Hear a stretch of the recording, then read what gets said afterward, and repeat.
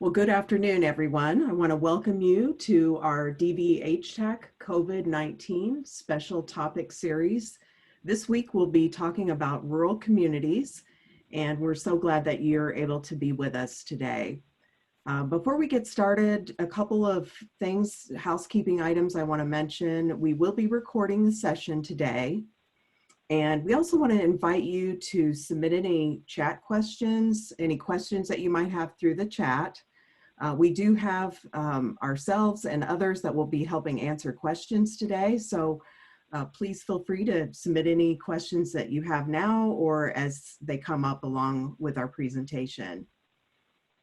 Additionally, I wanted to just pause for a moment, and I want to just lift up our friends, colleagues, and those that we serve who've been impacted by COVID. I know personally that I know a couple of people that have had COVID and it has not had a good outcome. So we just want to lift them up. Also want to lift up those who have been historically marginalized in our communities. We all have experienced a lot over the last few weeks and months, and we know that it's been difficult. We also want you to know that the consortium is committed to being change agents, and we want to be here for you to support you during this journey. So today we're going to lift up a few presenters that have amazing programs in rural communities. We're very thankful to have Paul Faulkner from the Northwest Domestic Crisis Services joining us, as well as Nancy Bryan from Ruth's Cottage and the Patty Cake House. I'll be introducing at least one of them here in a few seconds. I should have mentioned when I first started, I'm Jill Robertson. I'm with Collaborative Solutions. The other moderators are Sheena Morris from Collaborative Solutions and Miriam Duran from the National Resource Center on Domestic Violence. Next slide, please.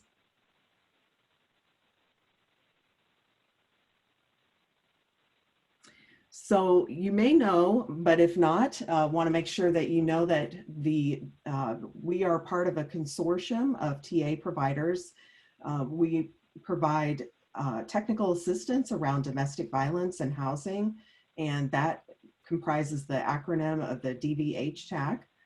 We have federal partners that are involved with our consortium. That is the Family Violence Prevention and Services Program from HHS, the Office of Violence Against Women, the Office of Victims of Crime, the Office of Special Needs Assistance Programs at HUD, and the U.S. Interagency Council on Homelessness. Our technical assistance providers are from NASH, from Collaborative Solutions, from the National Network to End Domestic Violence, the National Resource Center on Domestic Violence, the National Sexual Violence Resource Center, and the Corporation for Supportive Housing. So should you have any questions or need technical assistance, please feel free to reach out to us. We'll share our website with you here during the presentation. Next slide, please. So good afternoon, everyone. This is Sheena Morris, as Jill mentioned, also with Collaborative Solutions. And so before we begin our calls, we always like to take a moment to pause and to acknowledge and keep at the forefront how homelessness continues to be disparately experienced by people of color. And we know that this is and has been a very historical truth over time.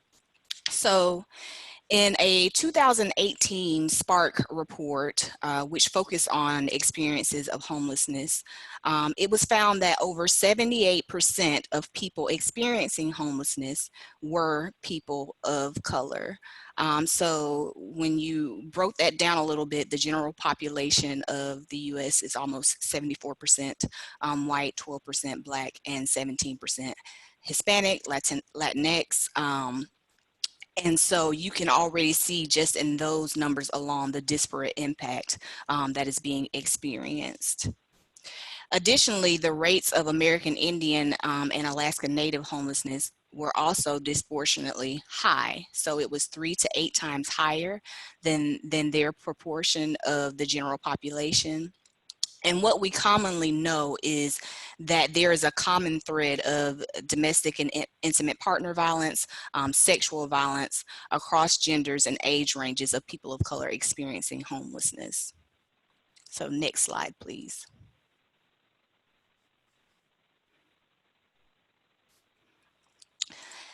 Okay, so how does all of this, or how has this disparity been exacerbated in a time like COVID-19? So when we are looking at the experiences during this time, as of April 28th, as of April 28th, Black Americans were dying at 2.6 times the rate for whites or 26 deaths per 100,000 people. And we often know that, people of color may be in roles of essential workers. They're often living in very populated areas, areas where they are utilizing public transportation, generational caretakers. And so it can be very difficult to social distance during a time such as COVID. And then we also know that this is exacerbated during this time as far as data sets not adequately capturing communities and their experiences. So many states have or are effectively erasing Native Americans from their data sets by classifying them as other. States tracking the demographic have found severely disparate rates of infection and or death. So we can see that this is further exacerbated, this disparity around homelessness in the experiences of people of color during a time such as COVID. Next slide, please. And Jill, I'm going to hand it back over to you. All right, thank you. So additionally, we just want to highlight that research really is showing us that we have a lot of work to do, really. There is, unfortunately, a lot of segregation that continues. It is a fundamental cause of health disparities. Communities of color disproportionately live in neighborhoods where there are food deserts and no grocery stores and lacking medical facilities due to historical racism and discrimination and redlining. So we have to do better. We have to change this dialogue. Many people of color live in federally assisted housing, including public housing, Section 8, and often they live in segregated neighborhoods with less investment. And unfortunately, we see this all around the country, including in rural communities. And while we're not talking and focusing directly on this today, I'm sure that Paul and Nancy can speak to how racial inequalities show up in their communities, and especially in rural America. So feel free to toss that in there, Paul and Nancy, as you're sharing about your experiences in rural America. Next slide, please. So it's my pleasure to introduce Paul Faulkner. He's the Executive Director of the Northwest Domestic Crisis Service Incorporated. This is located in Woodward, Oklahoma. And I'm gonna let Paul tell a little bit more about himself. And then also maybe Paul, you could share where Woodward is and just give us kind of an overview of what you're seeing and how COVID and even some of the racial disparities are impacting your community. Thank you so much. We're actually covering the 10 Northwest counties of the state of Oklahoma, which is approximately 20% of the state. And we're operating 2 shelters, one in Woodward, one in Guyman also. And we also have a permanent housing project, a long-term transitional housing project, and then 6 crisis centers spread throughout the other counties. So we're distributed throughout all 10 of those counties. I was asked specifically to speak about how we dealt with the COVID pandemic as far as providing services for victims of violence. Next slide, please, and I'll dive right into it. Oklahoma was kind of, I don't want to say fortunate in that we had some warning prior to the virus hitting our state. And it offered me an opportunity to really kind of think out what was going to happen in the state of Oklahoma, and specifically in rural Oklahoma. I knew immediately that we were going to need policies for our staff to operate on, specifically to work from home, because I knew the governor was going to do a shelter in place for us. And I knew from our funding sources that those working from home also have to have a justification for the work that they were doing. So in addition to developing a telework agreement, I also instituted some performance outcomes or some measurements so that we can justify them still being paid from their grant sources.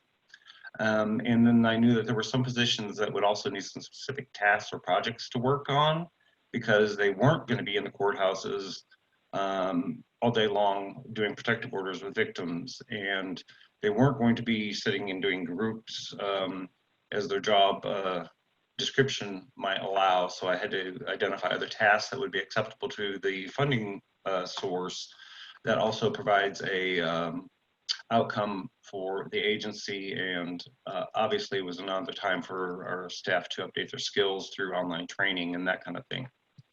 The other thing that I knew that we would have to address would be testing policies. Who needed to be tested? Where were they going to be able to get tested was a big question for the state of Oklahoma, because that is one area where we really lacked. And that included for our employees, the guests in our shelters, board members that happen to be in our offices, and volunteers if we had any. But I made the decision back in March that we would not be using volunteers for the time being, that was no reason to expose them, and they needed to be also sheltering at home. Inside the shelter, I knew we needed to address things like safe zones. How do you enter and exit the shelter safely and keep everyone, including the staff and the other clients that are in shelter, safe? When you walk in the door, you take off your shoes, you sanitize your hands. If you're bringing anything in with you to the shelter, you sanitize it. And then how do you practice social distancing in a very small shelter? And addressing issues such as how often and when and who is going to sanitize the shelters. And I left that primarily up to the shelter advocates working in the shelters. Food preparation. We don't have congregate food meals prepared for clients. They do their own. So we had to visit and do a lot of work with clients as far as how do they develop a system where this family has the access to the kitchen for this period of time, the kitchen is cleaned, and the next family has access to the kitchen. So we came up with some expectations for our clients in that area. And another thing that was blatantly clear to me from the beginning was that geographic relocation was not good health policy. Because we operate so many programs in so many locations, that it was a bad idea to be transporting clients from Woodward to the Guyman shelter and vice versa, and addressing that issue. We also had to identify what were acceptable reasons for staff or clients to have exposure in the community and to be out. Some clients still had to go to work. Some still had medical issues and they needed to have those addressed, which thankfully most doctors in this area moved to an online means of meeting their patients' needs. And then also what I'm working on now as far as policy goes is how are we going to reopen and when are we going to reopen? At what level of decreasing in the number of incidences of COVID would indicate that it's okay for us to start opening our doors in our crisis centers? Am I going to rotate staff? Am I going to rotate the days that they work? I do know that our offices will not all just open at once. Texas County in Oklahoma, many people don't realize, has the highest rate per capita of COVID-19 in the nation. It's a community of about 19,000 people, and there's over 1,000 positive cases in that small little community. So that will probably be the last location that actually opens up when and we ever do open our crisis centers back for clients to come in. So next slide, please. Also identified that we really didn't have the technology available to my staff. We didn't know what the capability, or I didn't know what all of the staff's capability was. And I know that my technology capabilities are very limited. I am not a techno geek. I had never really used Zoom until this began and I was forced to, but I knew that I had people on my staff who did know how to teach me and how to teach the rest of the staff. We identified that we would need a platform for just staff to communicate from their homes, to be able to request documents, share information, schedule times for pickups, things like that. And the platform that we choose and that we are using is GroupMe. And then staff need to have some means of seeing each other and having some interaction while we were at home, and the platform that we chose was Zoom. And then it was also important to identify what are safer communications that we can still be providing services to our clients while keeping the interaction, physical interaction, at a limited amount. And we also decided that we would leave that to the client's choice. Which way did they want to communicate with us? Was that texting, phone, email, FaceTime, Skype, Zoom? And then also we used DocuSign as our main means of getting paperwork signed. And then we also explain to our clients the risks with all of those different types of communications and what are their weaknesses and what are their strengths, and leave it up to the client to how they choose to communicate with us in times of crisis, if they needed a protective order, if they had an individual session with us. And then also there were some clients who, because we are in such a remote location, often don't have internet access. They may not have cell phone service. That's nothing that was really new to us. And maybe they had to use a landline to get a hold of us, and then we would work out arrangements to meet their needs.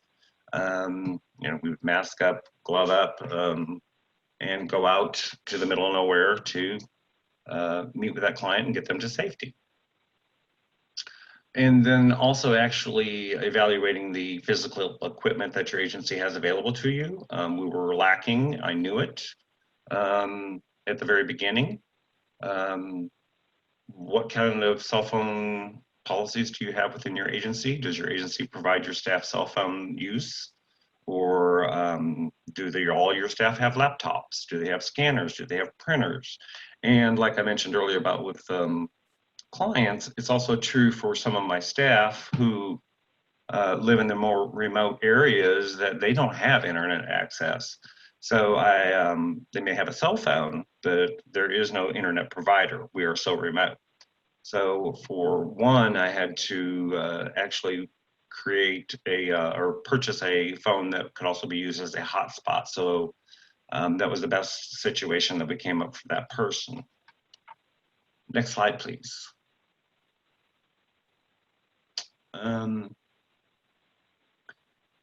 We had to also define how we were going to interact with our guests in the shelter, our clients at the courthouses, because clients still needed protective orders.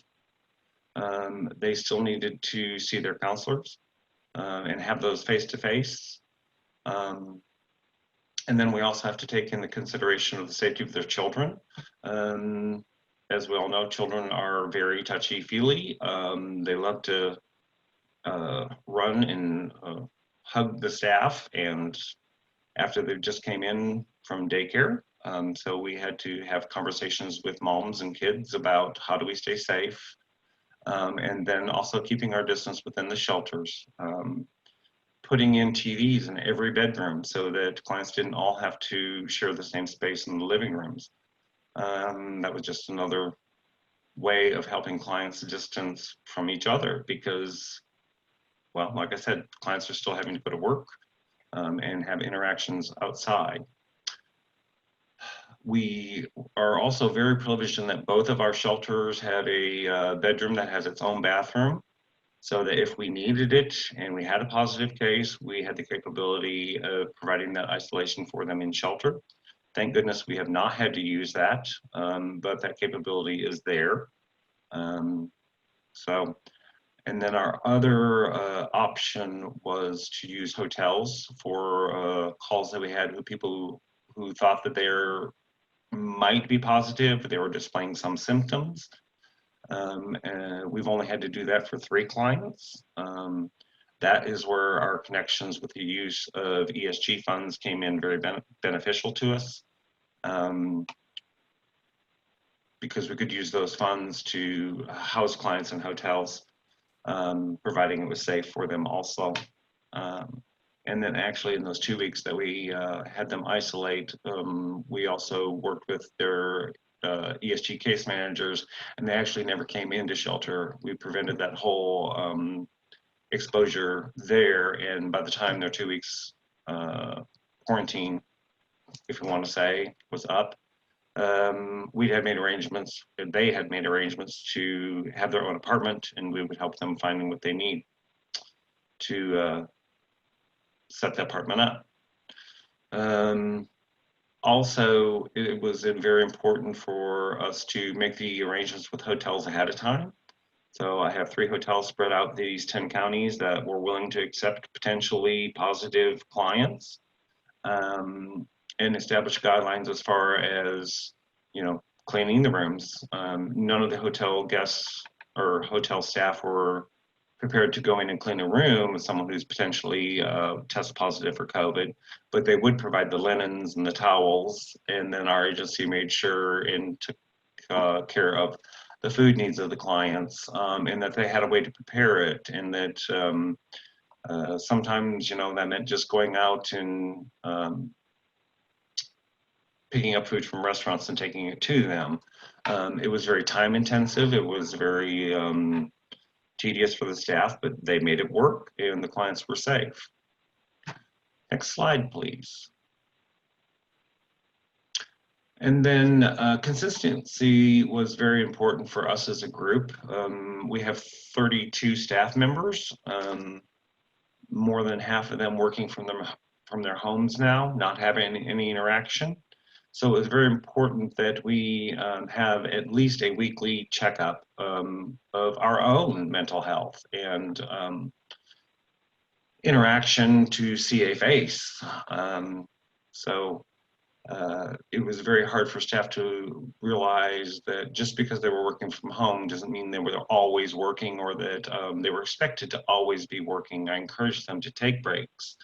You know, go outside, bake a cake, watch a TV show. I don't expect you to work 24 hours a day just because you're working from home.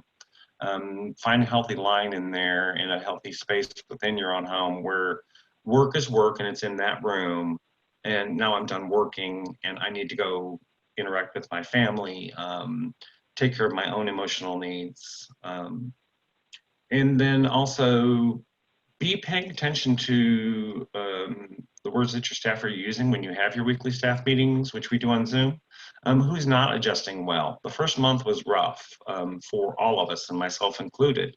And it's easy to burn yourself out, and that included myself. And my suggestion is, you know, if you're an executive director, especially, take care of you. We've made this work in rural Oklahoma, but this is probably one of the hardest things I have ever had to do. I had to use my support systems within the state coalition and the national coalition, and then teaching myself to separate work from my personal life. It took a toll on me,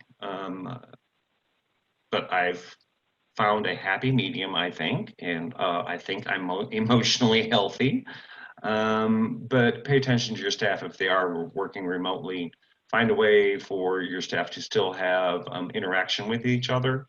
Encourage them to interact with each other, and encourage them to not always feel like they have to be working just because that computer is there and that cell phone is there. When we set this up, I knew there was still going to be a need for my staff to have supplies, and I took it upon myself. I was the one who went out and drove all over the countryside, making sure that, you know, their printers had ink, they had the forms that they needed, different things like that. But if this continues, decide who is going to be the one to expose themselves, and making sure that the staff have what they need. What happens if their computer needs repaired? Suppose their cell phone quits operating, who's going to be the one who gets out and exposes themselves to this now?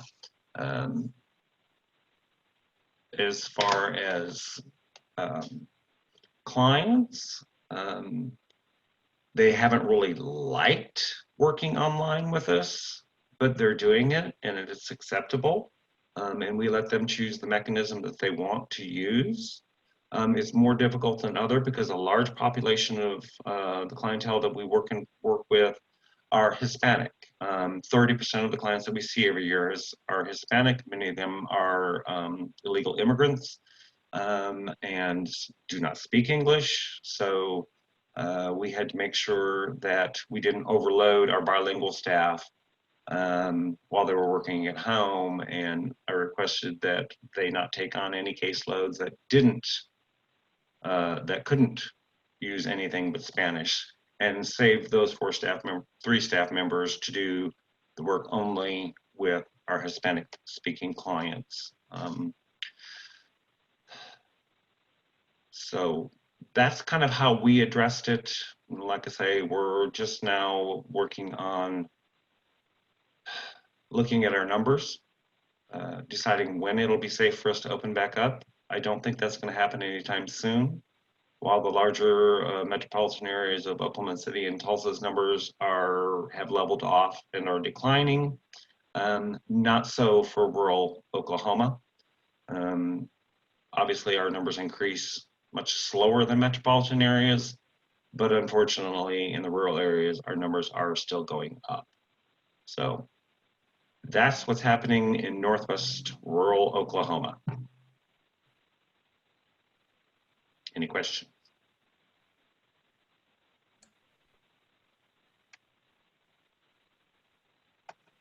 Thank you, Paul.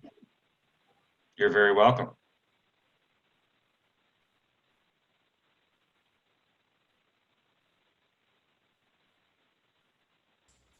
It doesn't look like I'm not seeing any questions in the chat right now. So we can go ahead and move on to our next presenter, which is Nancy Bryan, the Executive Director of Ruth's Cottage, which is a triple serving program located in rural South Georgia. So Nancy, I'm going to hand it over to you now.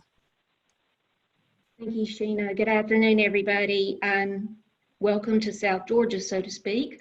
Ruth's Cottage and the Pancake House is a private nonprofit, and we serve the Tipton Judicial Circuit in South Georgia, including that's 4 counties.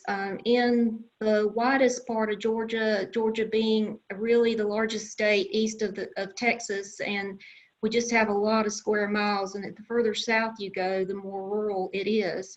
We are unique in being a triple program. The 7 women that got together years ago and decided that somebody needed to do something around here for victims of family violence, sexual assault, and child abuse, they envisioned from the beginning that it would be a program that would do everything. And that was their mission and where we are right now.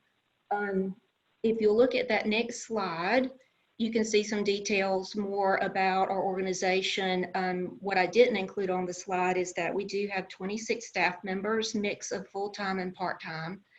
We have 3 bilingual staff, and our staff diversity is we're mostly Caucasian, closely followed by African American, and we do have 4 Latino staff members. So we're trying to do better about that. We think it's very important that we mirror the racial makeup of our service area. Most of our program services are around our domestic violence prevention program. We recently moved into a brand new facility and actually moved in on the very day the shelter-in-place order was given out by our governor. So that was interesting timing for us, literally moving our shelter residents into the new building and simultaneously preparing for operation under COVID. The good news, though, the blessing of that is that this new building afforded staff bigger offices, more space, a large conference room. We have 4 large bedrooms, each with their own bathroom, and 3 apartments with kitchens and bathrooms. So we were able to segregate people out really well. And so far, I've been very fortunate not to have any COVID connection between staff or residents at this time. Like Paul, we do have a plan.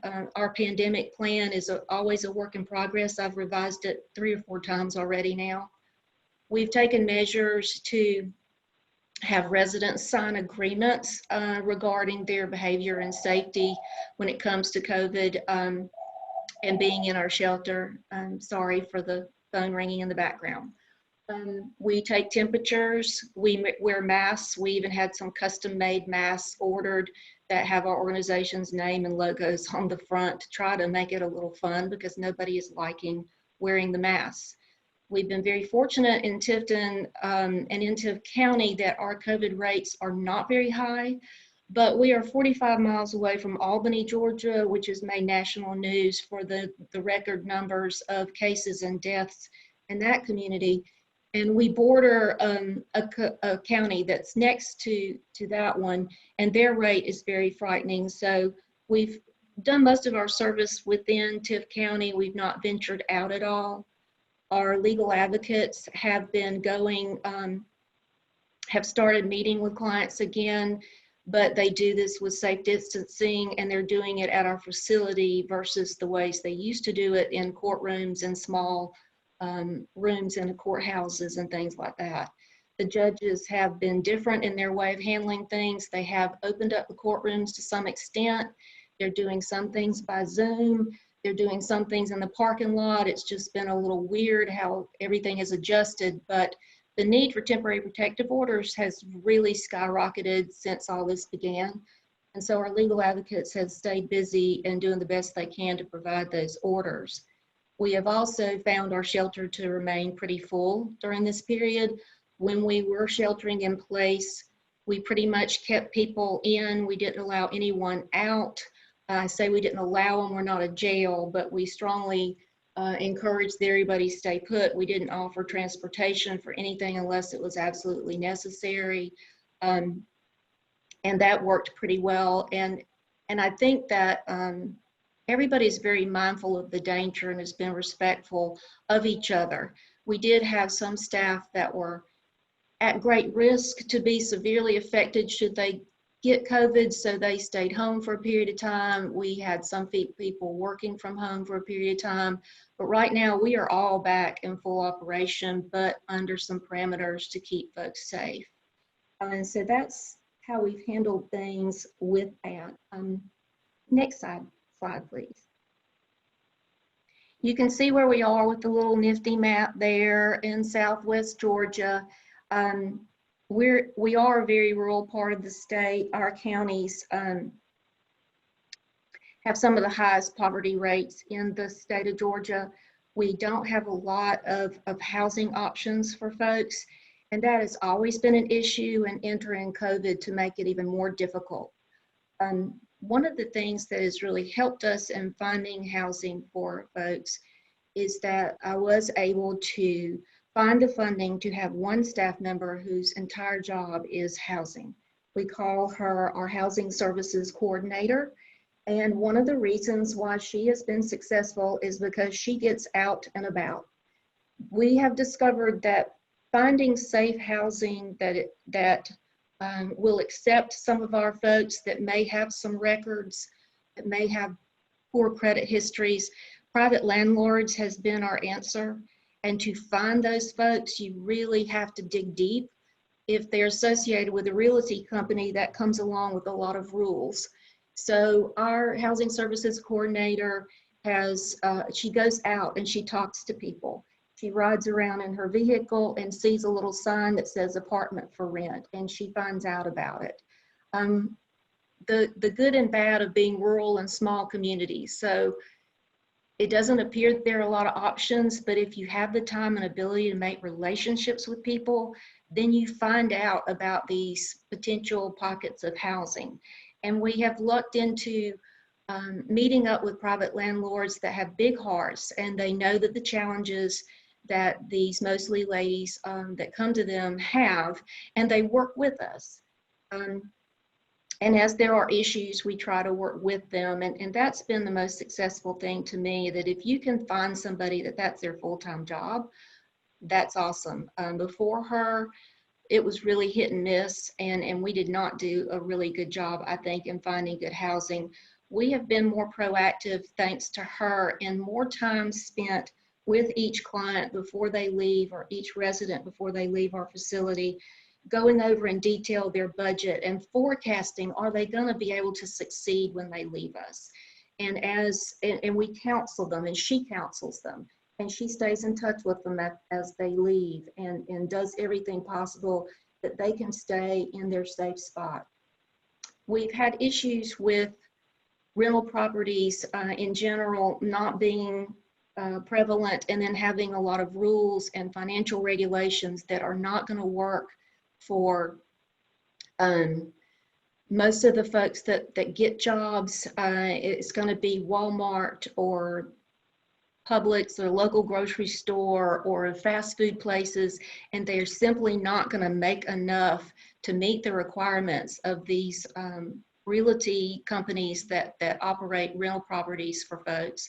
And so again, private landlords has been our blessing. Housing authorities, they try to work with us, but they have their rules. The more rural ones in our more rural counties, they have availability, but then they don't have the jobs. So it's really a difficult thing, and I'm very grateful that we have somebody that does that full time. On the slide, you can see some of the statistics for our area and our population numbers. And since we were to address the needs, particularly of minorities, and in our area, excuse me, in our 4 counties, we have one county with a 40% African American population. Our lowest is 28%.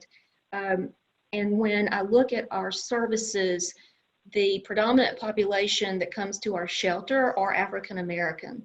The predominant race that seeks temporary protective orders is Caucasian. And so I think that shows us that there are, for African American families, perhaps in our area, less of a resource for housing and opportunity to escape domestic violence, except coming to a shelter like ours. I know too that recently we've been accepting a lot of folks fleeing from Atlanta because they haven't been able to find places up there, and they have come to us.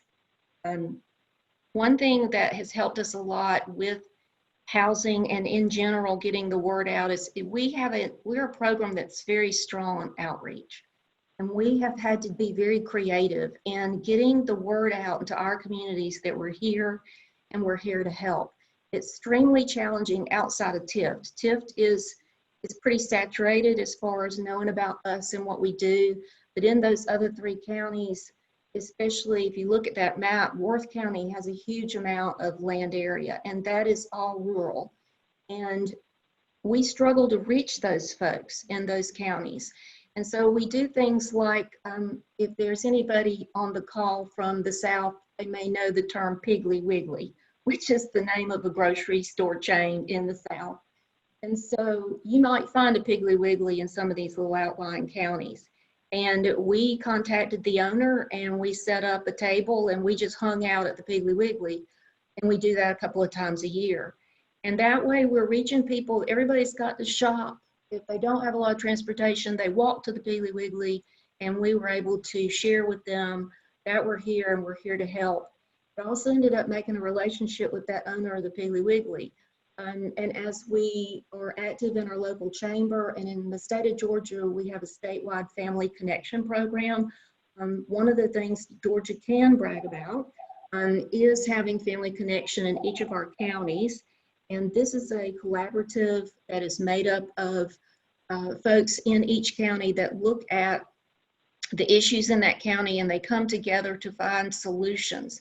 So we make sure we're at those meetings, and so we get to know people. And when you get to know people and have those relationships, that's when you hear about properties. And oh, is that what you do? Yes, and we need places for these folks to go when they leave us.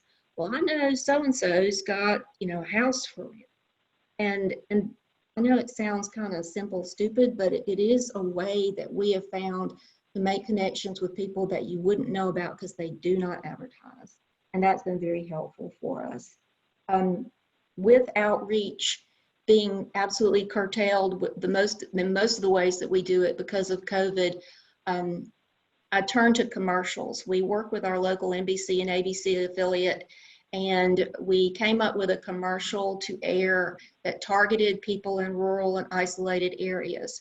We spoke specifically to those who are Latino and those who are in places where they can't leave and need help, and we encourage them to call us. So I think that that's been very helpful.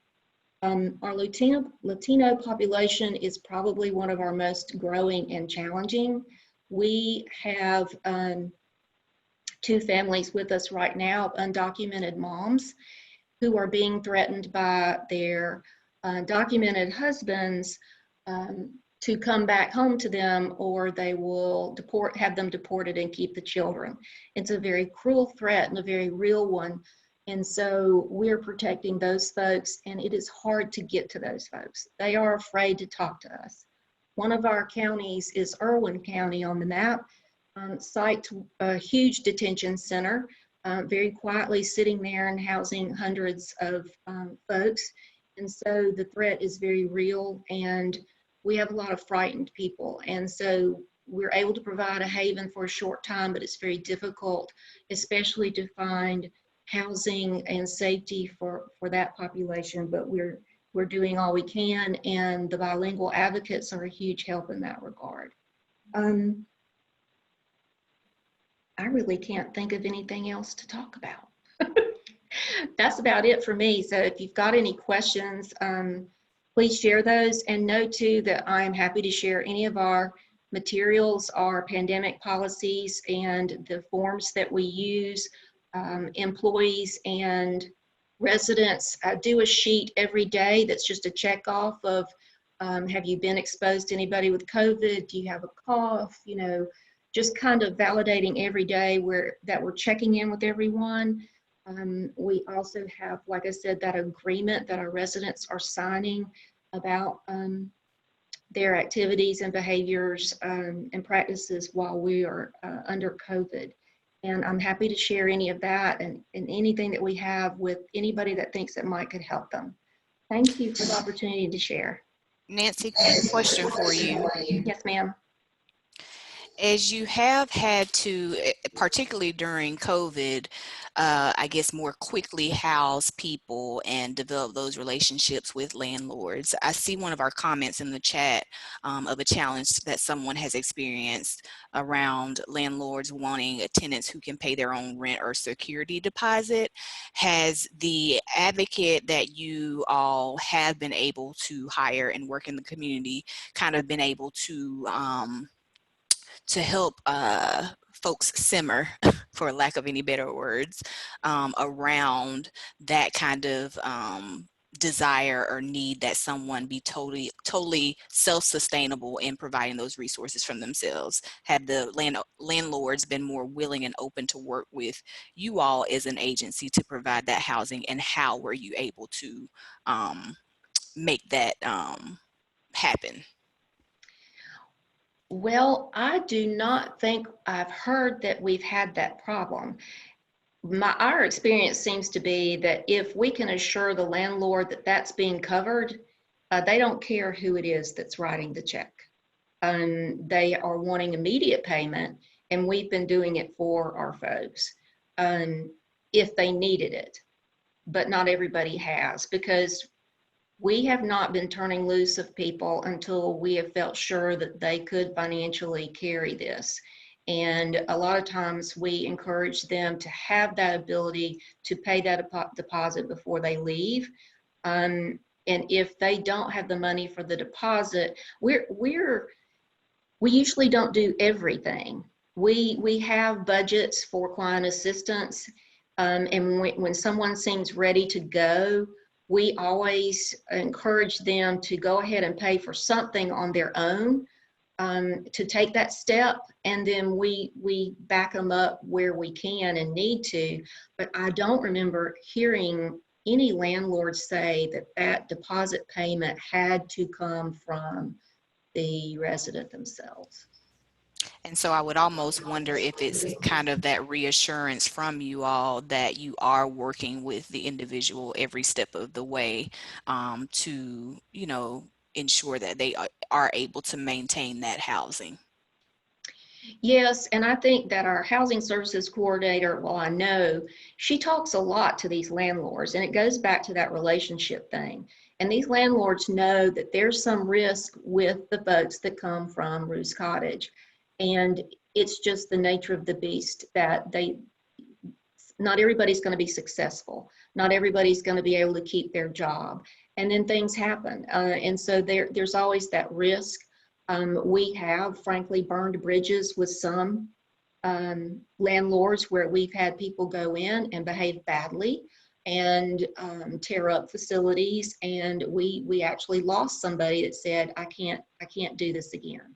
And we apologized profusely and said, maybe we can talk again later, and be more careful in whom we send to you. We try to be careful. We just can't know what folks may do when they leave us. But we try to be very careful and sure before we move somebody into a property. And we wouldn't do it if we thought there was some risk that they would be damaging to that landlord. We're trying to preserve those relationships. And most of these landlords, it's not one landlord of one property. It's a landlord that has multiple properties and things that we want to keep in their good graces.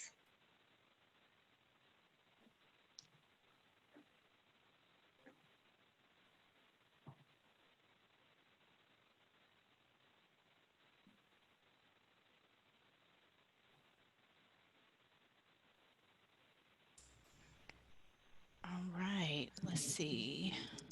Looking at the chat here.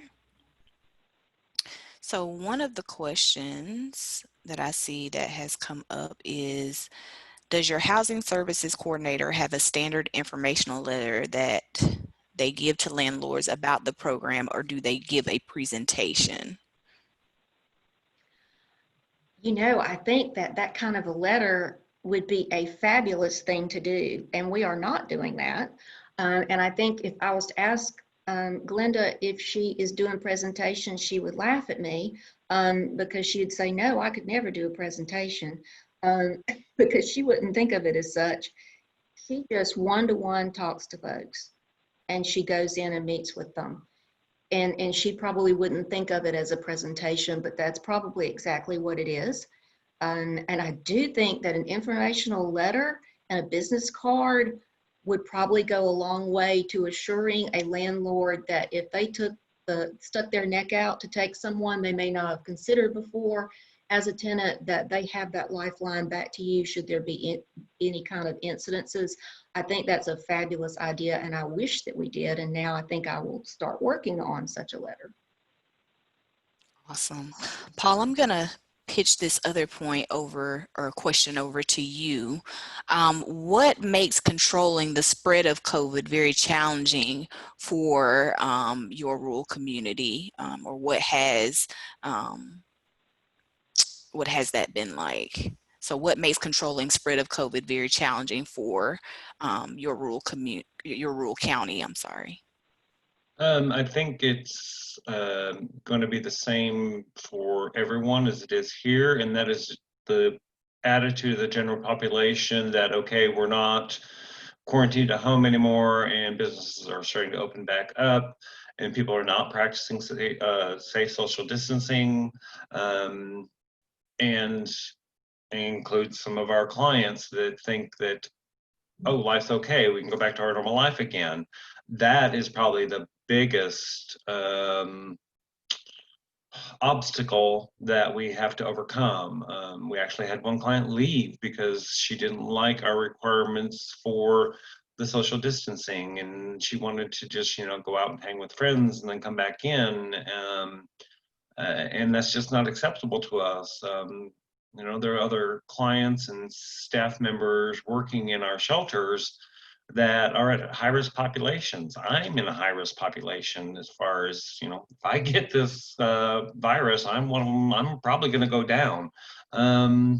So that's is the attitude of many communities that think, well, we're not locked up anymore and businesses are opening and we're just going to go back to life as usual.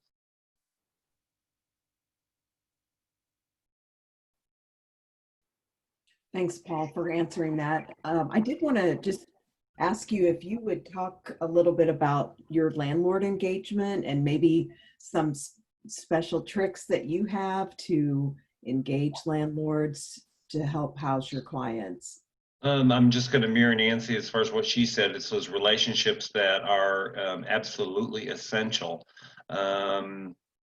And occasionally you do burn a bridge, kind of like she said, and then you just have to apologize profusely. But having those conversations with them one-on-one, letting them know that, you're not just paying for this first month's rent or the deposit for a client, and then you're not going to have any contact with them, that you're going to support them up for as long as the client needs. Maybe not financially all the way, but helping with their budgeting and their management of their finances. And sometimes it's even a matter of helping clients learn how to take care of a home because they haven't before. But it's those relationships with the private landlords that has brought us the most success, and our ESG case managers are going to agree with me 100%. Great, thank you. This is Nancy. I wanted to suggest one more thing. And I know that nobody's doing this right now, but when we get back into the position of speaking to groups, anytime, and that's part of my role as director, I'm doing a whole lot of outreach. So if I have a chance to talk to anybody from a church group to a chamber of commerce or civic club, I always bring up our need for housing. And you just don't know who may be listening. And that's part of that. The first step in developing relationships is people that come to these things, go to these churches and chamber meetings and Rotary meetings. There are a lot of landlords out there that we may not know about. And so I talk about that as being a need, because I go in and I tell them stuff that makes their heart break and they want to help us. So in trying to tell them how they can help us beyond writing a check, which is always preferred, I'd say if you have any kind of rental property that you would have open to us, that is something that's a critical need. And so that's another way to possibly snag a landlord. So perhaps we'll transition and maybe leave out with some hearing from you all on this note. Have there been any practices that you've developed or implemented under COVID that you plan on keeping in the future, even after, the COVID numbers reduce and we get back to some place of normalcy? What are things that you have developed that you intend to keep around? I'll jump in. We have yet to receive our machines, foggers for sanitizing, but that's something that once I actually do get them in my hot hands, we'll probably continue to use forever. I mean, because they're going to help with just the regular flu during flu season. That and sanitizing is just a good practice that up until now we probably weren't that good at, but we will be, and that will move forward probably forever. This is Nancy. I agree. Some of the cleaning procedures, we haven't gotten them in place. We're still running around and having bottles of sanitizer here and there, but we're hoping for a chunk of money from our Criminal Justice Coordinating Council in Georgia, who had offered funds to their programs in their needs for emergency support during this time. And in the request that I have is for some permanent hands-free sanitizer stations to be put all over our facilities. And so that will be a permanent addition to our buildings that will certainly last for us from here forward. So that was a lesson learned. The thing that popped into my mind first, though, is that we've always taught the talk about self-care for our staff and this work that we do. Yeah, you should have self-care, and you go to meetings and you get a bag of goodies, and that's self-care, and that's nice. But with COVID and the stress, and for us the move, in addition to this the other horrible things around racial inequality and murders and protests and things going on, we've really been proactive in taking some steps for self-care for staff in particular. And we've started doing things that I see us continuing to do when we're out of this yuckiness that we're in. And I think that that's going to stay with us. It's like pushed us into something that we should have been doing all along for ourselves. And I'm grateful for that, at least.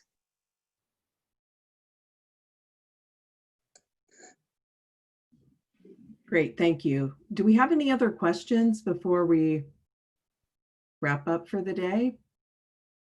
We do invite you to submit any questions you might have, and if we're not able to get to them this afternoon, we'll be happy to get back with you.